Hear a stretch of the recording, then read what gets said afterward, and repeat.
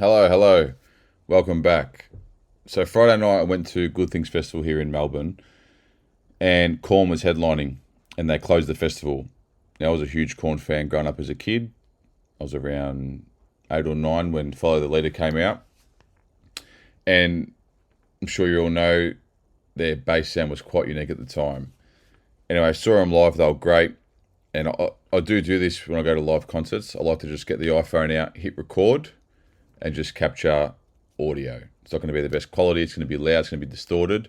That's kind of the point. In this case though, I was trying to catch segments in between where so the bass was on its own without the other instruments, purposely to try and use it for low end, even though I use the recordings for all sorts of different elements of the track.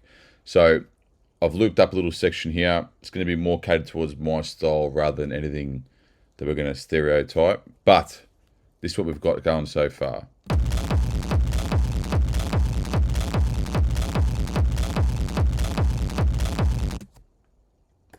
Right up my alley. So what I've got here is kick drum loaded up. I've got a percussion group which I'll turn on later just to show some more context. But these are just recorded straight off the iPhone. You'll see here I've got an iPhone recordings folder. I typically just record random stuff, concerts, traffic, whatever it may be. I encourage you to do the same. In my case, I've got a Mac. I just airdrop it straight in there. And I like to just throw it in and start processing. I'm not really too fussed on the context of the sound. I just basically want audio for me to mangle. So I did that. So I've got 5 different KORN recordings and I've got one loaded up here dry just so you can hear it. So we'll do that. There's no effects on this.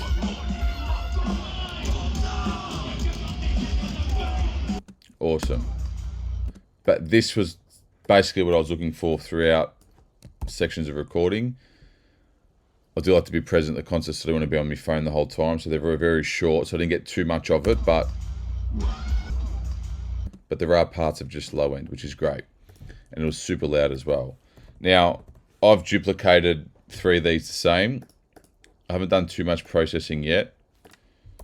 Reason being is I'll start with one, and what I like to do is I'll just... Did I EQ this yet? No, I didn't.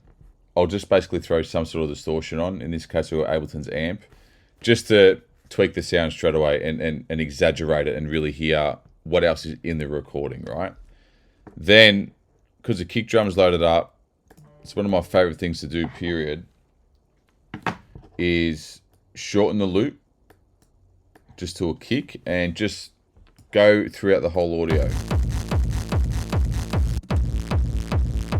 Because it's a short piece of audio, I'm going to hear probably what I'm after when I'm talking about an offbeat bass or a distorted bass low end sound. But you'll hear through different parts of the recording with the distortion, you can use it pretty much for almost anything at times. So this now is just one channel, just Ableton amp, no EQ. So that's the original on the rock setting, and on the group I have just put a side chain on, and I have just sort of done this huge band pass. But if I turn that off,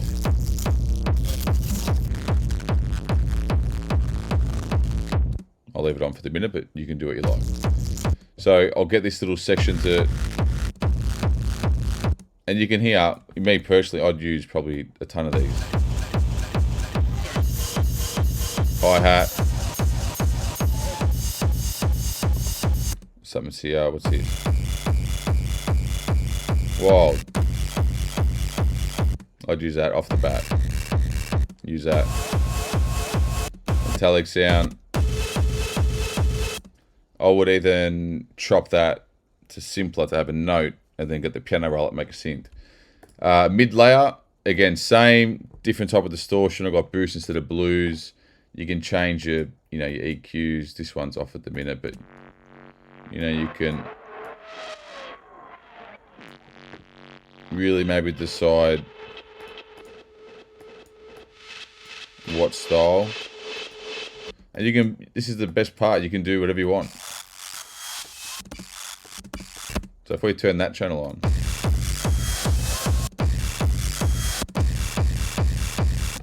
Mix it to taste. Let's have a look. Now, again, Abelton fades. You can do a bit more of your own manual side chaining. Beauty is then you can still pitch down, pitch right up, do whatever you bloody want. See, when we get down there, that shit exciting. I'd use that, straight up I'd use that. And now, you know, if you try and complete it a bit more, just some percussion samples.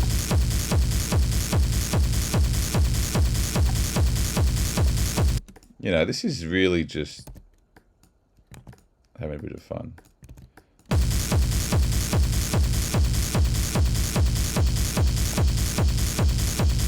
So you can chop a bit more accordingly. I always leave a question mark channel just to experiment. What is it? We've got the heavy amp, post EQ. Let's go before. Let's drive it.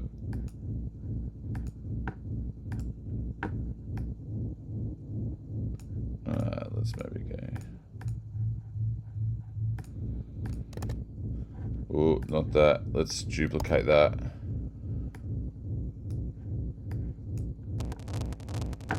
Put it in the middle. You know, like, listen to the textures you can get. And I've been noticing in a lot of one-on-one sessions I've been doing for production, a lot of references lately have been more Schranzy tracks, like 155. But the offbeat bass sort of laid with that white noise percussion trance sound, lately I've noticed has been really, really gritty and aggressive. And this is the sort of sound I've been hearing in between kicks lately. And I'm here for it. I like it. You know, I mean, even if we take out the other two channels,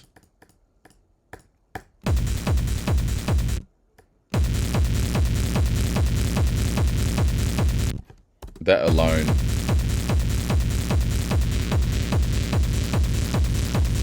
you can work with. And then now obviously I'm doing this very quickly. We've grouped it right so you can be more precise with the EQ on the group. Then you can control individually. You can leave it as it is. You could bounce that. Like sometimes in the past I've sort of tweaked all this, got it where I wanted to, and then I've just literally exported this loop at the low end of that group and then just thrown that in as one sample, and then, you know, went from there just to make it a little bit easier for my workflow. My favorite part of doing this is moving this cursor around.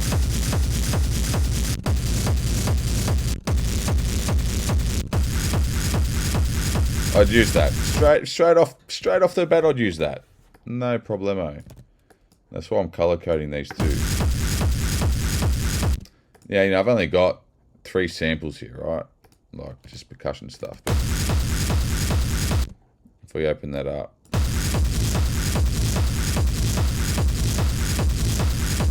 come on, man.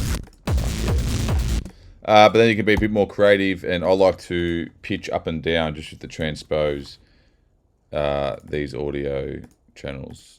Did I do that here? Where is it? Maybe I took it off, but I'll show you in a second. So if we hear the red now,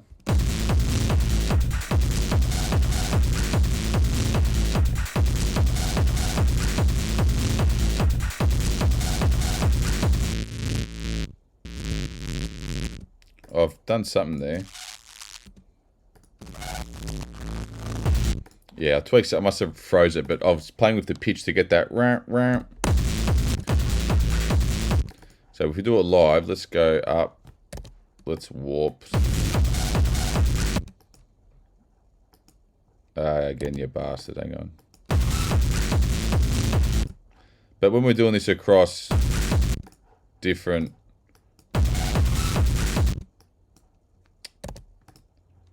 channels and processes, and like even if we like pitch that one,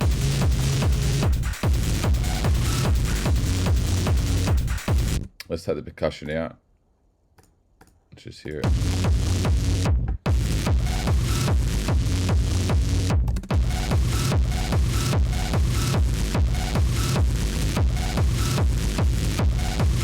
Filthy, filthy. Bass line. That's literally my cousin at the concert. Give him KORN a woo! I'd use it.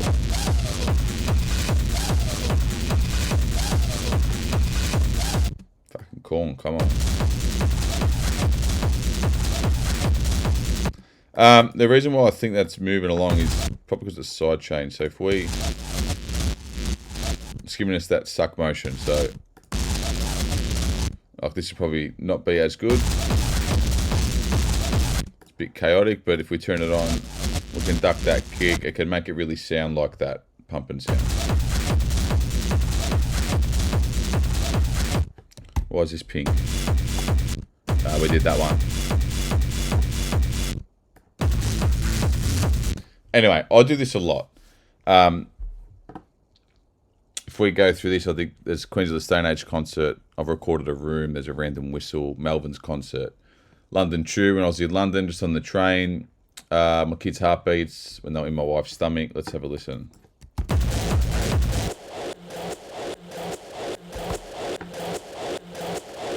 What have we got in here? Probably more percussion bass. You know, but you could still lead this towards like a white noise, shranzy. But again,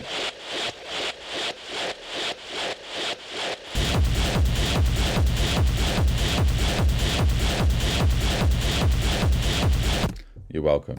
So, I'm not going to bang on too much, but that's, you get the point.